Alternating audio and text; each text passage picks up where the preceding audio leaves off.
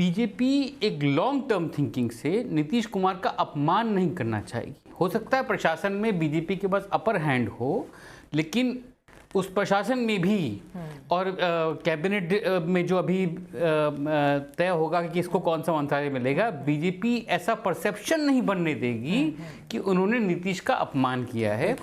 क्योंकि एक post Nitish scenario में मैं सहमत हूं सौरभ से कि जेडीयू में कोई सेकंड रंग नहीं है। नीतीश कुमार के बाद जेडीयू पार्टी खत्म है।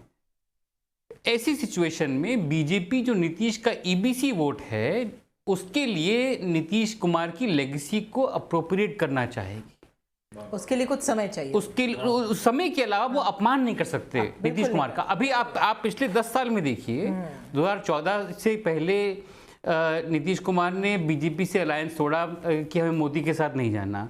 2010 में नीतीश कुमार ने फेमसली नरेंद्र मोदी से थाली छीनी थी। उसके बाद आप देखिए 15 में बीजेपी को हराया। उसकी बीजेपी के खिलाफ कितनी बार बोले वो, पर्सनल अटैक्स किए नरेंद्र मोदी अमित शाह पे। उसके बाद 2-3 बार पलट चुके हैं, तब भी बीजेपी को ले लेती है चुपचाप। क्यों? क्योंकि because of this long term thinking कि ईबीसी वोटर के सेंटिमेंट का वो ख्याल रखते हैं। ईबीसी वोटर नीतीश कुमार को जो मानते हैं, एक टॉल लीडर, अपना एक लीडर मानते हैं, उस लेगेसी को बीजेपी चाहेगी कल को अप्रोप्रिएट कर अपना बना ले। बिल्कुल। कार्तिक, आपसे, क्योंकि आपको भी जाना है, जो जिस तरह से बीजेपी का प्रदर्शन इस समय दिख रहा है, जेडीयू से आगे मजबूत, इसके क्या मायने?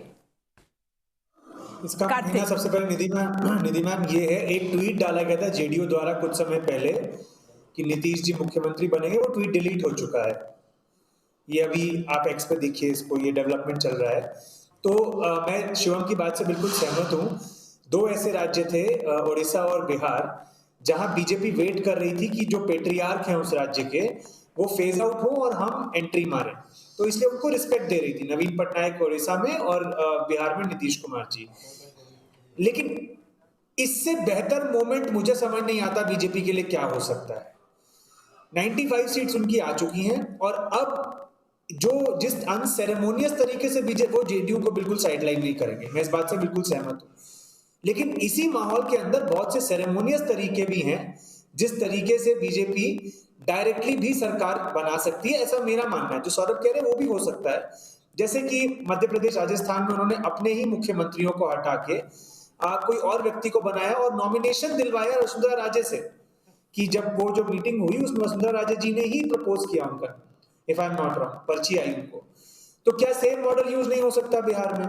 क्योंकि ये तो कहते ही हैं बीजेपी वाले कि 20 में भी नीतीश जी तो नहीं कह रहे थे हम मुख्यमंत्री बनना चाहते हैं, हमने उनको बनाया, तो can't he reciprocate the favour this time. तो ये सब ऑप्टिक्स की गेम है। मुझे लगता है अगले 24 घंटे में सिचुएशन काफी क्लियर होगी, but I will not be surprised if BJP comes in with their own chief minister. क्योंकि नंबर्स देखिए